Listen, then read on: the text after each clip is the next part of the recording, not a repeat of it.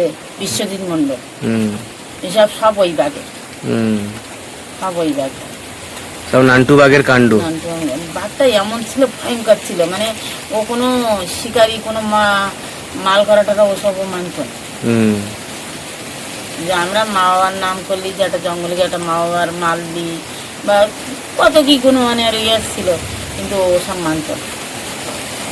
ও যদি কোনো রকম ছাড়া পাইতো, যে আজকের এখানে মানুষ কথা বলেছে বা মানুষ যে করেছে, ও ঝাঁপিয়ে পড়ত।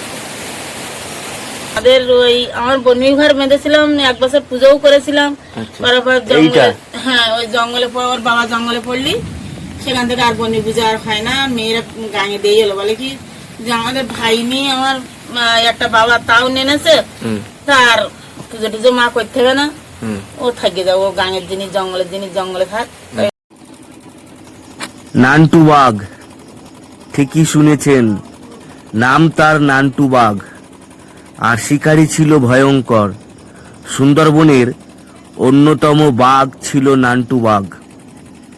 টাইগার ডিপার্টমেন্টের এবং মৎস্যজীবীদের বক্তব্য, সুন্দরবন জঙ্গলের ভয়ঙ্কর এবং অন্যতম বাঘ নান্টু বাঘ।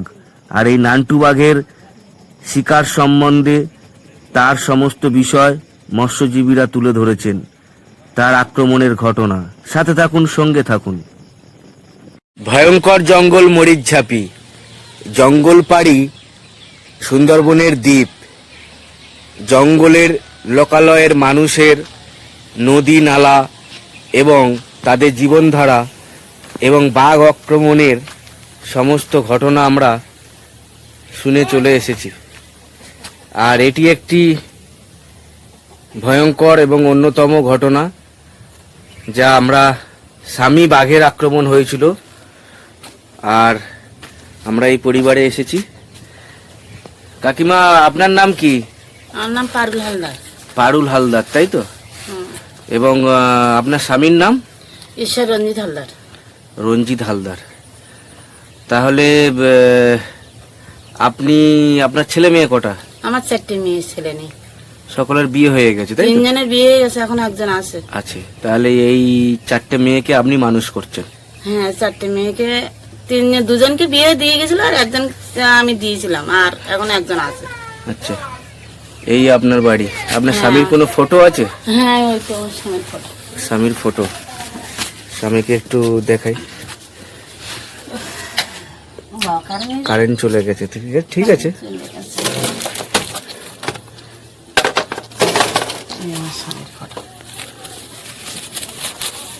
এই ভদ্রলোক বাঘের আক্রমণ হয়ে মারা গেছেন।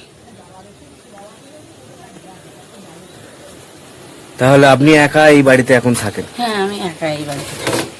আচ্ছা, বসুন এখানে। তাহলে আমরা ঘটনাটা শুনবো। আপনি তো সমস্ত ঘটনাটাই বলতে পারবেন। হ্যাঁ, এইবারে শুরু করুন যে আপনাদের পরিবারের বিষয়, আপনাদের পরিবার কেমন চলতো, আপনার স্বামী কেনই বা জঙ্গলে যেত মাছ কাঁকড়া ধরতে, সেই বিষয়টাকে একটু বলুন। আমাদের তো মানে প্রথমের থেকেই বলি, আমার কোনো জমি জায়গা কিছু নেই। আচ্ছা।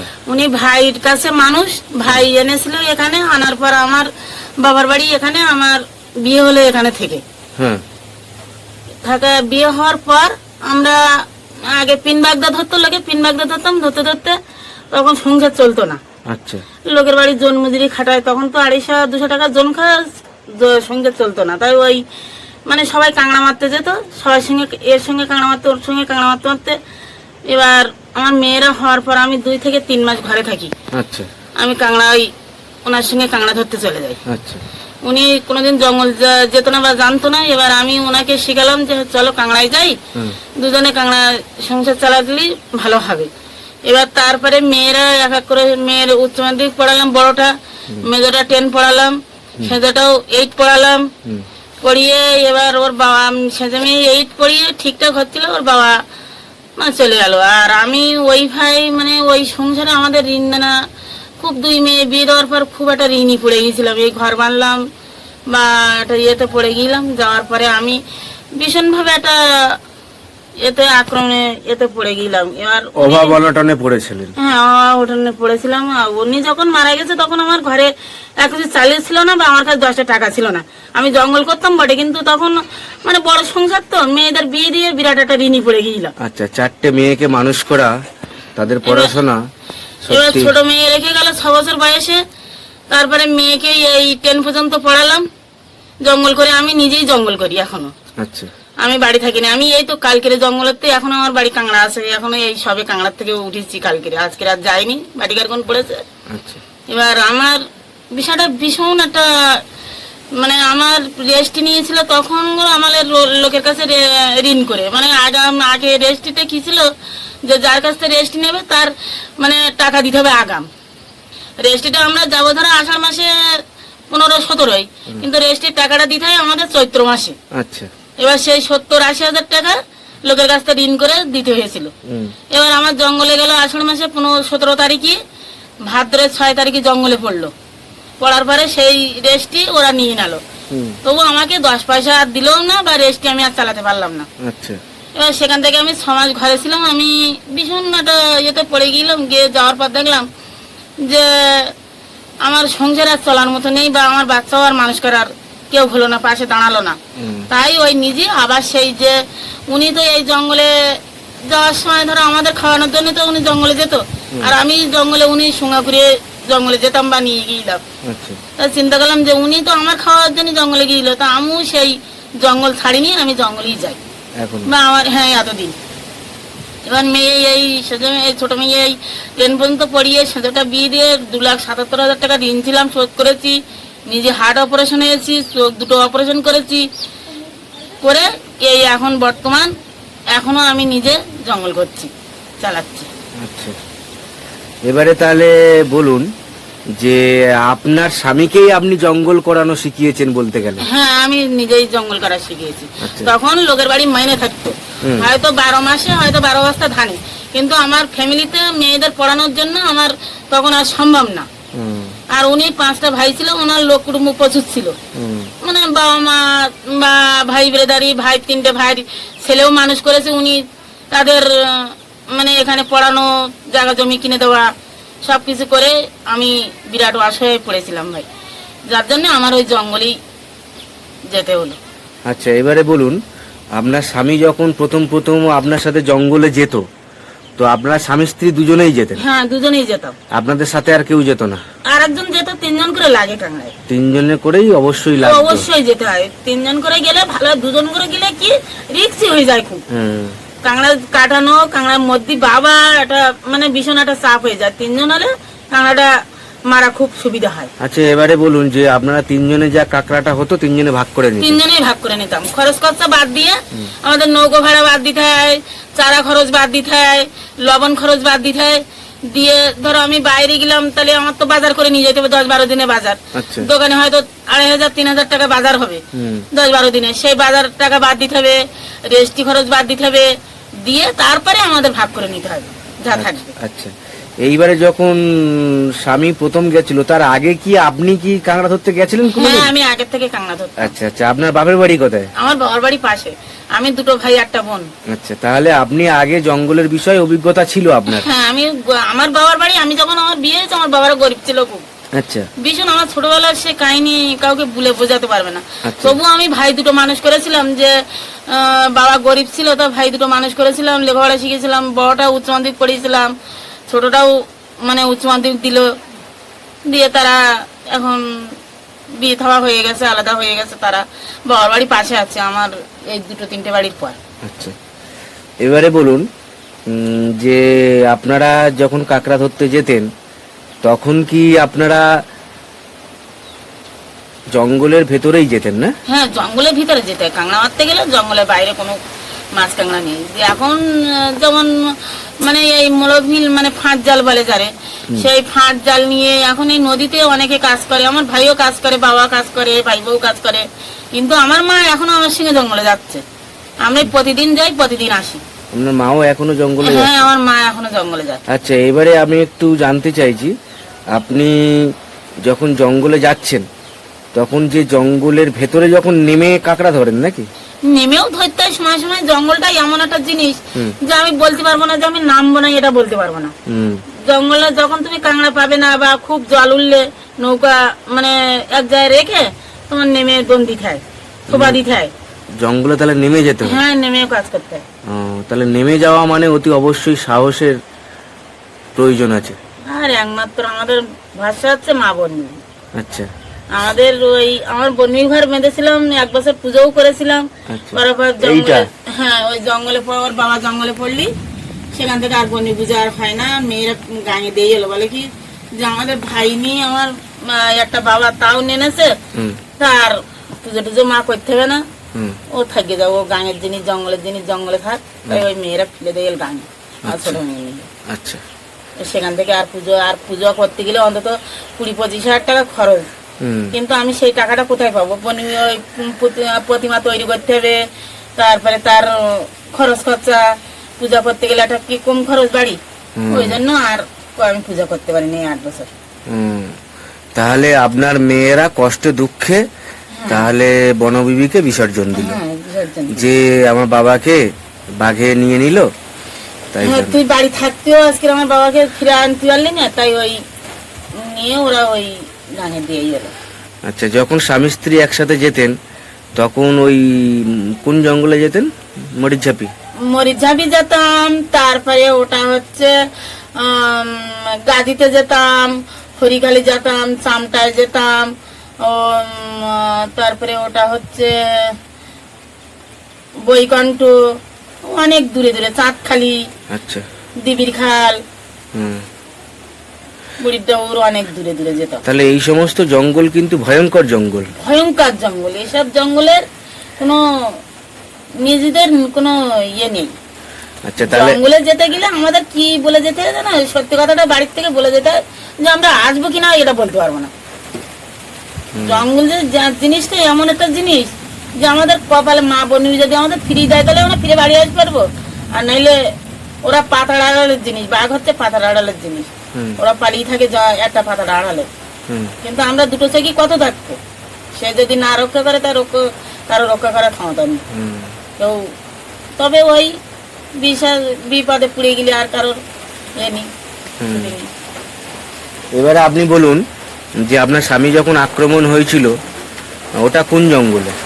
ওটা হচ্ছে পঞ্চমুখানি, মানে 6 নম্বরে ব্লক গাজী।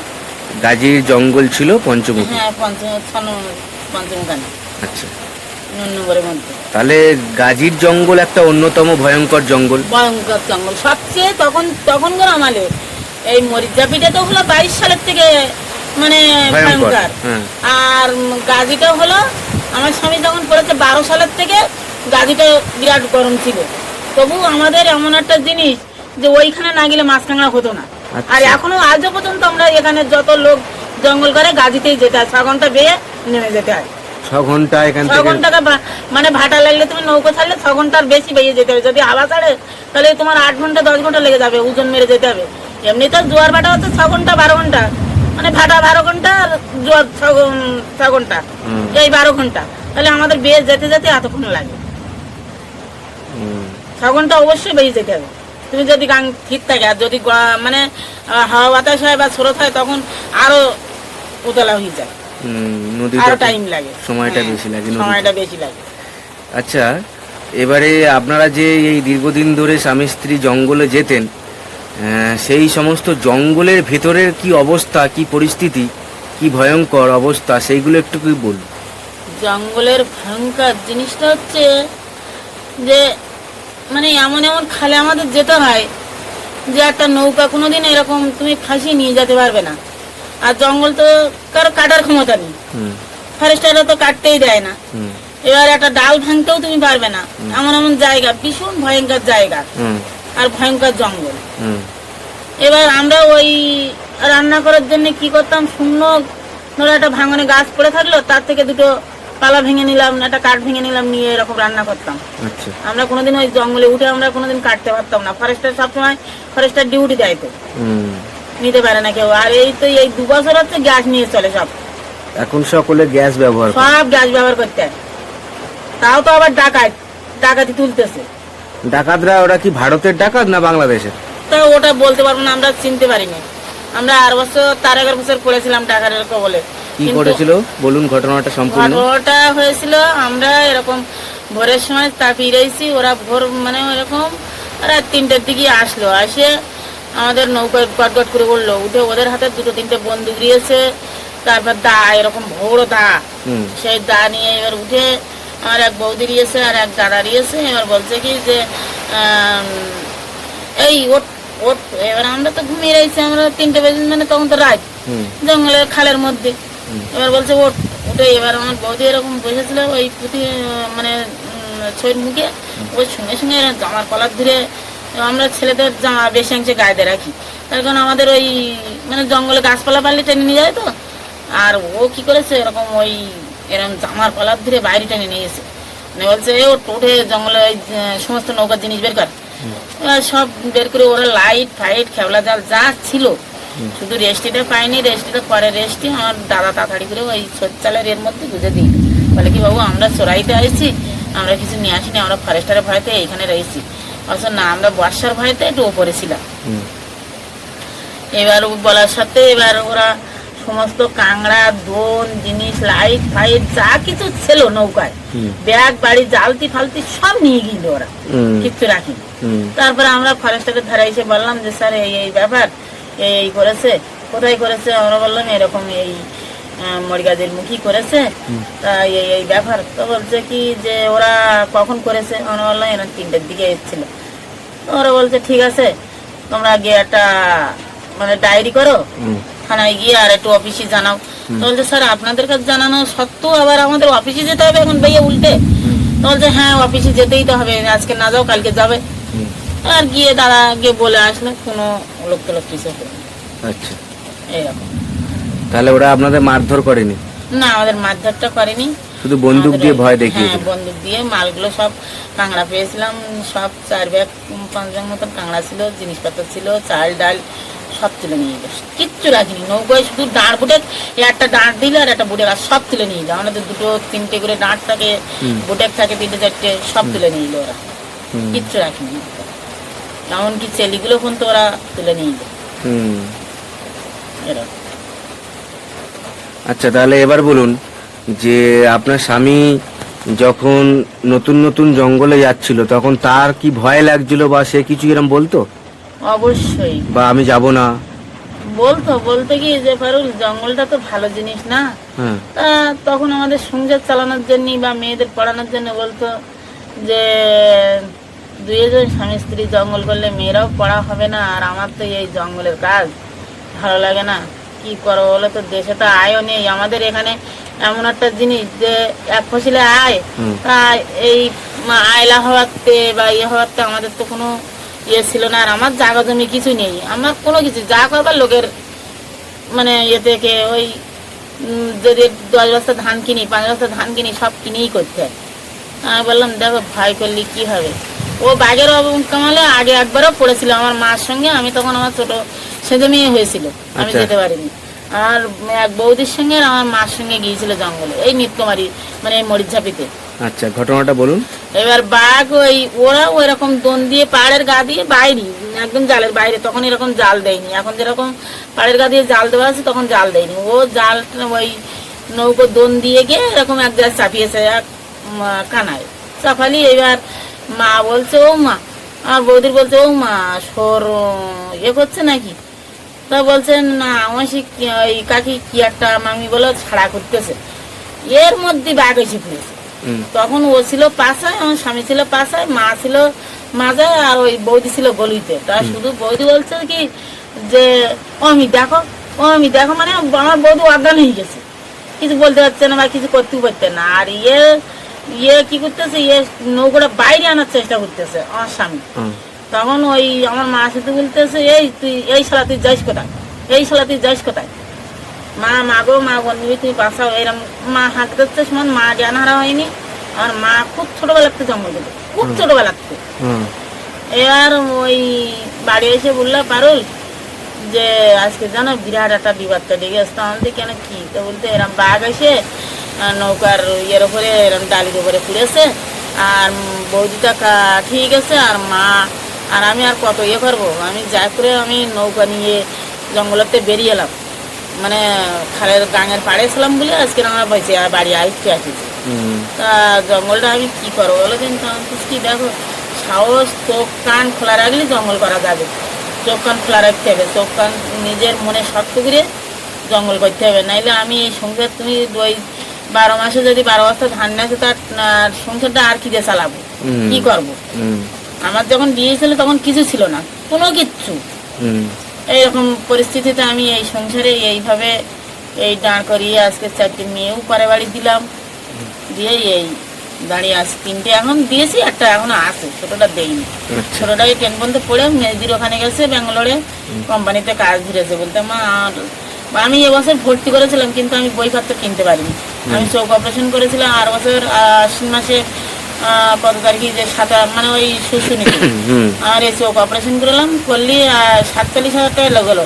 তা আমি এক ফোঁটা ওষুধও আনতে পারিনি, গিলিপ্পার 5,000 টাকা খরচ, গিলিপ্পার 5,000 টাকা খরচ। তা আমি এক ফোঁটা ওষুধও আনতে পারিনি বা চশমাও আনতে পারিনি আর চোখ। আর এখন ওই কিরাম দেখি ঝাপসা ঝাপসা দেখি। এই অবস্থার মধ্যে আমরা এই দিন কাটাচ্ছি আর আমাদের এই চলছে, কি করবো বলো, আমাদের কিছু করার নেই। আচ্ছা, এবারে বলুন যে যেবারে স্বামী বাঘ আক্রমণ হয়েছিল তখন আপনি সাথেই ছিলেন? না, আমি সাথে ছিলাম না। তখন আমার ছোট মেয়ে হয়েছিল, মানে আমার ছোট মেয়ে হয়েছিল, এই ছোট মেয়ে হয়েছিল না, আমার 2 মেয়ে বিয়ে হয়ে গেল আর ওই ছেলেটা মানে ঠিকঠাক হচ্ছিল। এবার ওর বাবা বলছে দেখো এই সায়না মেয়ে ঘরে 2 মেয়ে বিয়ে হয়ে গেছে, সায়না মেয়ে ঘরে পেয়ে গেলে লোক দুর্নাম বন্নাম, তা তুমি এক কাজ করো, তুমি নিত্যমারি করো আর আমি বাইরে যাই। তা ও মানে জুটিতে 3খানা নৌকা সাজিয়ে ওই বাইরের জঙ্গলে দিয়ে গেল, আমি সঙ্গে ছিলাম না অবশ্য। ওই ভোরে এরকম রবিবারে সোমবার পড়েছে, রবিবারে ভোরে বাড়ির থেকে চলে যাচ্ছে আর আমরা তো এইখানে শুয়েছিলাম। আমার হাত রেখে বলছে কি পারুল, আমার তো ভীষণ একটা ভয় করতেছে জঙ্গলে, জানো তুমি আমার সঙ্গে থাকলে ভয় করে না। আমি কিসের ভয় করতেছে? তা বলতে যেন আমার জঙ্গলের প্রতি একটা ভয় আসতেছে। তা আমি এবছরটা জঙ্গল করবো আর হয়তো জঙ্গল করবো না বলে ওই সোমবারের দিন বাড়িতে গেল। সোমবার, মঙ্গলবার, বুধবার, বৃহস্পতিবার সকাল 10টার সময় সংবাদ আসতেছে। আচ্ছা, দেহ তাহলে আনিনি? না, ওনাকে তুলে নিয়ে চলে গেছে? হ্যাঁ, ওনাকে নৌকা থেকে গোলের মাথা থেকে তুলে নিয়ে চলে গেছে। তাহলে 3 জন ওই নৌকাতে ছিল? হ্যাঁ, 3 জন। এইবারে বলুন যে ঘটনাটা কি ঘটেছিল, আপনি কি জানেন, যে ওনারা এসে কি বললো, কিভাবে অ্যাক্সিডেন্টটা ঘটেছিল? এসে বললো যে এরকম একটা খালের দোন দিয়ে ঢুকেছিল। এবার মাঝে যে লোকটা ছিল উনি বললো যে এরকম একটা সাড়া হলো, দেখা যাচ্ছে না কিছু, এরকম ওই গাছের পাতাটা নড়তেছে। তা ও তখন নাকি বলেছিল যে ওরা এসে বললো যে তুমি তাড়াতাড়ি বেয়ে দাও, ওটা বাও, মানে আমার বড় একটা ভাই ছিল যারা আমার ছেলে পাশাই ছিল, ওর বলছে ওটা বাও ধরে। এবার কাঁকড়াও ধরেছে তখন। ওই ওর মনে হয় আমার যেটা অনুমান, আমার জঙ্গল করতে করতে যেটুকু অনুমানে এসে গেছে, ওরা বলুক জঙ্গলে, কিন্তু যে জঙ্গল ভরে কোনোদিন সত্যি কথা কেউ বলে না। আচ্ছা, হ্যাঁ। প্রিয় যে যারা আপন, যত বড় আপনজন থাকতেও কোনোদিন জঙ্গলে পড়লে সত্যি কথা বলবে না। তার কারণ কেননা আমার বাবা নিজে জঙ্গলে ভালো হচ্ছিল, আমার বাবা নিজে, আমার মেশো ছিল, আমার একটা দাদা ছিল আর আমার বাবা ছিল। তো আমার বাবার গা ঘুরিয়ে আমার বাবা ফিরে হচ্ছিল। 3টে লোক ছিল, তো 2টো লোক মানে নৌকায় ছিল আর আমার বাবা সবে নেমেছিল স্নান করবে বলে, আর বাঘ এসে পড়েছিল। আমার বাবা ফিরে এসেছিল বাড়িতে। আমার বাবা এসে যখন ওরা বললো তখন বলতে না, ও সত্যি না, ওরা কোনোদিন ওরা মানে জঙ্গলে পড়ে না। মানে কি হয়েছে, জঙ্গলে যখন ওই মাজার লোক বলেছে এরকম একটা শব্দ হয়েছে, ও নাকি তাকানোর সঙ্গে সঙ্গে দেখে বাঘ। এবার ও ওই বাঘ এসে পড়েছে নৌকার ওপরে আর ও নাকি জলে লাফ দিয়ে পড়েছে, জলে লাফ দিয়ে পড়ে ডুব মেরেছে, ডুব মারতে পারতো খুব, ডুব মেরেছে নৌকার তলা দিয়ে এরকম তলায় চলে গেছে। আর বাঘ তখন খুঁজে যখন না পেয়েছে ওপরে উঠে গেছে। গেলে এরা যদি নৌকাটা রাখতো বা বাড়ি করতো তাহলে ওকে তুলে নিয়ে আসতে পারতো। এরা নৌকা নিয়ে স্রোতে বেরিয়ে গেছে আর ওকে পরে কতক্ষণ থাকবে জলের তলায়, ওকে তুলে নিয়ে চলে গেছে। তাহলে এরকম একটা ঘটনা, তাই তো? হ্যাঁ, আমাদের বলতে কি ভীষণ কষ্ট লাগে। কি বলবো বলো? এবারে আপনার স্বামী কি গুণিন ছিল না? না না, আমার স্বামী কোনো গুণে আপনার স্বামী কি করতো? কাঁকড়া দোন ফেলে কি ওই দাঁড় টানতো না? না, মাঝিতে থাক মাঝি ছিল। মাঝি। আমি এই আমার জন্ম হয়ে কাজ করে আসছি, আমি মাঝিতে কাজ করি। মাঝি। মাঝি তাহলে মাঝিদের দায়িত্বটা কি থাকে? মাঝিদের দায়িত্বটা থাকে যে কাঁকড়াটা কিভাবে তুলবে, বা জঙ্গলের দিকে কিভাবে মানে ওইদিকে লক্ষ্য রাখে যে কোথাও কোনো কিছু দেখা যাচ্ছে কিনা, অনেক দূরের থেকে মানে ফলো করতে হয়। মাঝিদের সবসময় লক্ষ্য থাকে যে জঙ্গলে কিছু বেরোচ্ছে বা কোনো কিছু নড়ছে বা কিছু দেখা যাচ্ছে কিনা, অনেক দূরে। তো এরকম ধরো আমি পাশায় বসে রয়েছি, নৌকর গলেই তো ওরা ওই গলির লোক তো লক্ষ্য করতে পারে না, কোন টানে মাজার লোকের লক্ষ্য থাকতো আর গলির লোক ওই পাশার লোকের লক্ষ্য থাকতো। এবার ও লোক সেদিন পাশায় ছিল না, ও লোক ওই মানে পাশার লোকের সঙ্গে গন্ডগোল করে ওখানে মানে ওই ওর বাবা দেবে না আর পাশার লোক দম দেবে, এই গলির লোক দম দেবে। তা বলতেস কি যে ওর বাবা বলছিস কি যে তুমি এখন এই দন্দে বাটার জল নিয়ে দন্দে ভাটায়, তা তুমি দন্দে তুলতে পারবে? বলে হ্যাঁ পারবো। তাই ও লোক ওই জেদ করে ওই গলিতে গেল গিয়ে, আর ওই গলির থেকে ওর ওই ঘটনা। তাহলে ভয় সব থেকে বেশি কাদের থাকে? গলিতে যে থাকে, পাশায় থাকে, যে পাচায় থাকে, পাশায় যে থাকে। কিন্তু ওই বাঘটা এমন একটা বাঘ ছিল যে ও কোনো কারো মানতো না, কোনো কারো মানে তুমি যে একজন ও সাড়া ফেলে যে তুমি আর আমি কথা বলছি, এরকম যদি একটা আওয়াজ হয় ও কিন্তু ঝাঁপিয়ে পড়তো। ও কোনো মানে নিত না যে আজকে যে এইখানে এইভাবে পড়ছে বা এইখানে এইভাবে শিকারি করছে, তা না। ও কোনো রকম কোনো সাড়া ফেলে জঙ্গলের থেকে ছুটে আসতো, এসে ঝাঁপিয়ে পড়তো। তাহলে ভয়ঙ্কর বাঘ ছিল। বাঘের নামটা কি জানতেন? বাঘের তো অনেক নাম দিয়েছিল।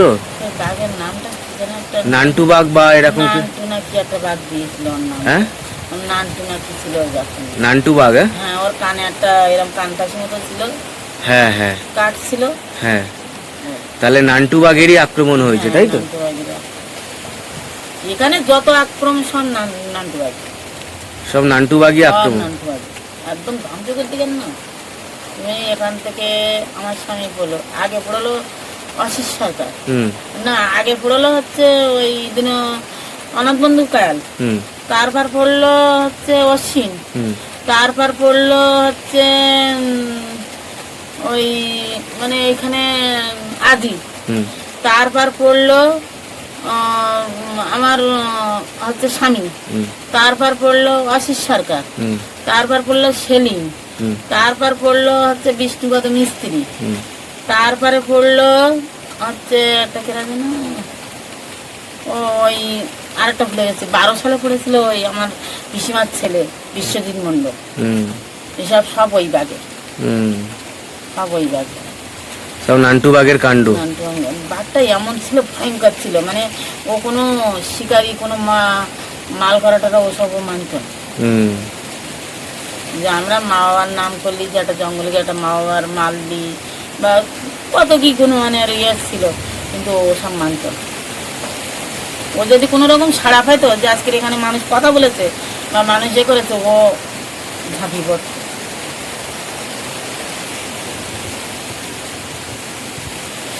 নান্টু বাঘ তাহলে অনেকজনকে খেয়েছে। অনেকজন, আমাদের তো এইটুকু আর প্রচুর। আমি একটা ওই দক্ষিণবঙ্গ মৎস্যজীবী ফরমের থেকে একটা মানে আমার স্বামীর ওই কেস কাছারির যা টাকা পয়সা তো কিছু পাইনি, আমি এখান থেকে নবান্ন পর্যন্ত গিয়েছিলাম।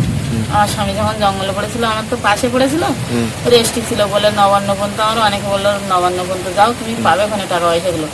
তা গিয়েলাম, তো আমি কোনো সুরাও পাইনি। তার মানে আমার বিজেপির মানে ওই যে মৎস্যজীবীর ইকো কমিটি বলে না, ওই সভাপতি ছিল আমার স্বামী।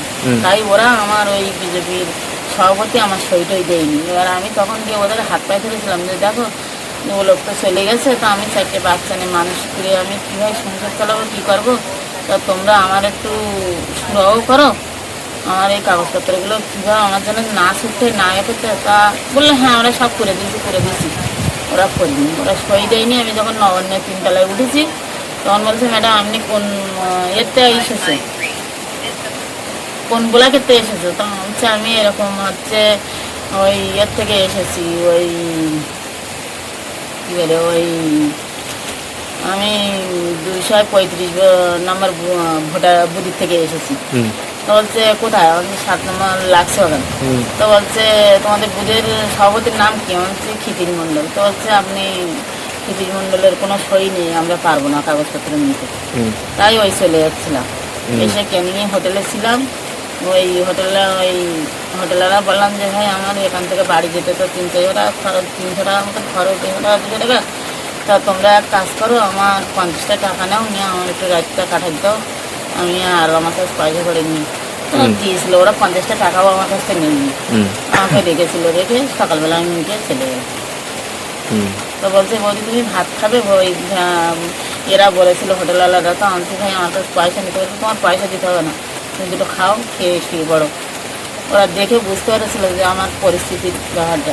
তো আমার মানে পার্টি থেকে বুঝতে পারিনি যে ওর পর আমি 2-3 বার বেধবা ভাতা জমা দিয়েছিলাম। তো আমার এখানে হয়নি, আবার সেই ভিডিও অন্তত 3-4 বার ওই বসে হেঁটে হেঁটে তারপরে হয়েছিল। ওরা আমার কিছু করতে পারে। হুম। এরকম পরিস্থিতির মধ্যে আমি আজকে এই করে এখন ওই 2-3 মাসে ওরাই থেকে ওই কেস কাছারি চালাচ্ছে, ওরাই করছে। তাই ওদের সঙ্গে তো হাঁটি। 270 জনের মতন মহিলা আমাদের মানে বাঘের আক্রান্ত হয়েছে। 270 জন আছে 270 জন। বাঘ বিধবা, যারা বাঘের আক্রমণে। টাইগার বিধবা, আমরা বলি কি ব্যাঘ্র বিধবা। ব্যাঘ্র আমরা একটা বিধবা। নাম বের করেছি ব্যাঘ্র বিধবা। হুম, তা নিয়ে এই ইদানিং গিয়েলাম এই মানে এমএলএ সাহেবের কাছে, গিয়ে একটা লিখে দিলাম যে আমরা তো বলা ছিল যে আমাদের এরম ব্যাঘ্র বিধবাদের একটা মানে যে এই বাড়ি মরা বিধবা আলাদা করতে হবে, আর ওই বিধবা আলাদা করলে একটা 5,000 টাকা করে একটা ভাতার কথা বলেছিলাম। হুম, তো এখন সেটা সেই পাত্র দেয়াইলাম, কি করে কি ভাই। আগেও তো দিয়েছিলাম, তা আমাদের কোনোদিন সুফল হয়নি, আর এবার আবার দিয়ে আসছি হুম, এইভাবে। আর ওই জঙ্গল আমার কোনো কোনো জায়গায় আমি এই হাটের জন্য এই বাড়ি এত বড় জায়গা আমি একটা কোবও মারতে পারি না। হুম, ওই হাট যন্ত্রণা করে, হাটে হয়ে বলে কোথাও একটা গাছ ছাড়া কিচ্ছু লাগাতে পারি না। ওই শুধু একটু পাশায় বসে কাজ করি জঙ্গলে, আপনাদের আশীর্বাদে আমার আশীর্বাদ, তাছাড়া আমার কিছু করার চাহিদা নেই। আর আমার 10টা পয়সা খাটেও ধর লোক নেই সংসার। আজকে মেয়েটার বইপত্র কিনতে পারি না, 1000 টাকা দিয়ে স্কুলে ভর্তি করে লাভ। তা বললাম মা তুমি তো আমার বই কিনতে দিচ্ছ, আমি মেয়েদিদির ধারে চলে যাই। চলে গেছে। হুম।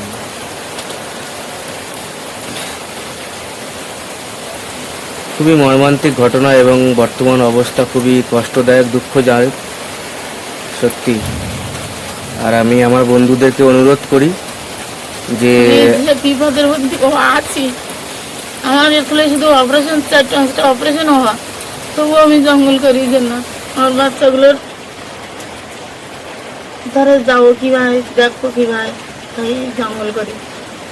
এই সকালবেলা সেই রাত্রি দুটো আলু ভাত রান্না করিস, তাই সকালবেলায় এই নড়া একটা দিয়ে খাইছি, আর অন্য কিছু মানে এমন একটা পরিস্থিতি, আমি যদি 1 ঘন্টা না খাটি আমার সংসার চলবে না। আর আগে তো কাঁকড়া টাংড়া পাওয়া যেত জঙ্গলে, ভালো আয় ছিল, এখন তো মাছ কাঁকড়াও খায় না জঙ্গলে, আয়ও নি। এই নিত্য আর এই করেছি, হয়তো 2 কেজি, কোনোদিন 3 কেজি, এই হিসেব করতেলাম। এক্ষুনি এই খাতা নেই, এই ব্যবহারী কাজ গেলাম, এই হিসেব করে এই 3 জনে কাঁকড়া মারিছে, এই 1.5 কেজি 2 কেজি, এই হিসেব করে এই 2 কেজি 3 কেজি 600 3 কেজি এরকম এই কাঁকড়া এই হিসেব করে। তো ওই ব্যবহারী কাজ হিসেব করতে গেলাম, তো এই ব্যবহারী ফোন করছে আমাদের বিরাট দুর্দিন, আমার মতন দুর্দিন। একটা খড়ও কোনোদিন দেয়নি ওরা, কোনোদিন একটা পেপারও দেয়নি, কোনোদিন কোনো জিনিস আমার সরকার কোনো সাহায্য করে। আর আমি কোনোদিন ওই একমাত্র ওই বিধবাটা ওই বিধবাকে দিলাম, সেই বিধবার 1,000 টাকা করে দেয়। এই চোখটা অপারেশন করলাম আর বছর দুর্গাপুজোর সময়, কি পরিস্থিতি দেখি, মানে মাংস জমে গেল, পুড়ে পর্দা পুড়ে গেল, টেলিজাম হয়ে গেল। তাই 47,000 টাকা ওই সুস্থিতিতে দিয়েছি, গুনিয়ে লোকের কাছ থেকে ঋণ করে, ঋণ শোধ করেছি। ওর বাবা মরে গেল, 2,77,000 টাকা ঋণ ছিলাম, শোধ করেছি। নিজে হার্ট অপারেশন নিলাম, 1,77,000 টাকার মতন আমি দিলাম, আর সব জামাইরা দিল 4 লাখ টাকার মতন। না এতদিন আমি মরে যেতাম, এতদিন আমার বাঁচতে হতো না। মানে ওই কষ্টে কাঁদে হয়ে গেলাম তো, তার ফলে দুই চোখ সব অপারেশন করতে হলো, আবার হার্টও অপারেশন করতে হলো। ডাক্তার বললো যে মানে যেরকম অল বডি চেক আপ করে যখন বের করেছেন ব্যাঙ্গালোর নারায়ণীতে, তখন বলছে যে এক্ষুনি ভর্তি করতে হবে, এক্ষুনি অপারেশন করতে হবে। জামাইরা মনে করেছিল যে মার এতটাও অসুবিধা হবে না, ডাক্তারটা দেখিয়ে বা করে ভালোই যাবে, সে হয়নি। তারপরে জামাই তো কি কান্না যে মা এই টাকা পাবো কোথায় এখন, আর অপারেশন করবো। বিশাল অবস্থার মধ্যে আমি বেঁচে আছি জীবনে, সেটা ভুলে বোঝাতে পারবো না, আয়োজন যাবে না। তাহলে স্বামীহারা অবস্থায় আপনি এখন একাকী জীবনযাপন করছেন, সাথে মাথার উপরে এক মেয়ে, নিজের সংসার খরচ, হার্টের এই সমস্যা, 2-3টে অপারেশন, কাজও ভালো করতে পারছেন না, মাঝে মাঝে জঙ্গলে যাচ্ছেন, আবার উপার্জনও হচ্ছে না। এক কথায় আপনি নিঃস্ব হয়ে জীবনযাপন করছেন। হ্যাঁ, ওই না বেঁচে থাকলে নয়, না খালি মনে হচ্ছে। তাহলে বন্ধুরা, আপনারা শুনলেন এরকম একটা পরিবার, সুন্দরবনের ব্যাঘ্র বিধবার মধ্যে অন্যতম একজন বিধবা, যে জীবনযাপন এইভাবে করছে। আমরাও পাশে আছি।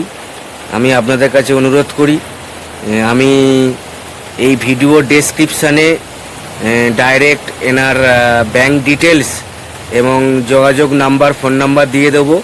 আপনারা এনার সাথে ডাইরেক্ট কথা বলতে পারবেন, এবং যদি আপনারা কিছু সাহায্য করতে চান তাহলে আপনারা সরাসরি এনার ব্যাংকে সেই পয়সাটা পাঠিয়ে দিতে পারবেন।